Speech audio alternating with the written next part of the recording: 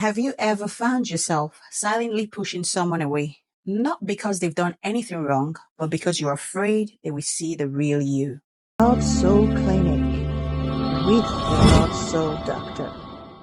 That deep fear that says, if they get too close, they will see I'm not as good, not as strong, not as whole as they think I am. And so little by little, you sabotage the very love you have been praying for. You become overly critical. You pull back emotionally. You stir up conflict where there should be peace. All because deep down, you're terrified that their love is too good to be true. And that once they discover your imperfections, your past, they will walk away.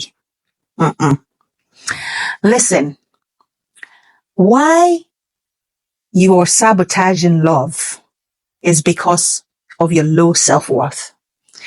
If you were trained by upbringing, trauma, or past relationships to feel not enough, maybe you always told you're not good enough, you're a failure, then you're always going to expect everyone to eventually agree with that conclusion.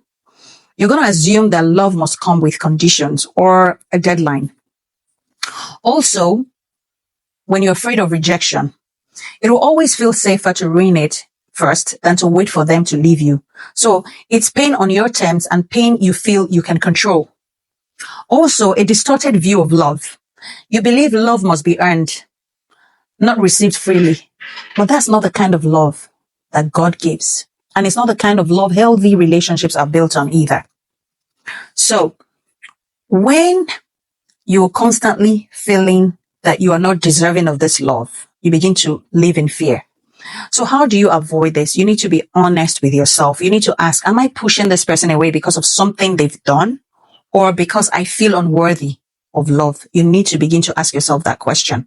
You need to also allow God heal the root, not just the fruit, because deep down, you're bleeding and you're bleeding into all your relationships because this fear is a symptom of a deeper wound. So you need to spend time in God's word, his presence, and let his truth anchor you. Let his truth heal you.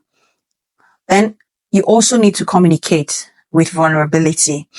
No, let your partner or spouse know how you're feeling because real love deepens with honesty. When you stop pretending and start sharing, you give love a chance to grow.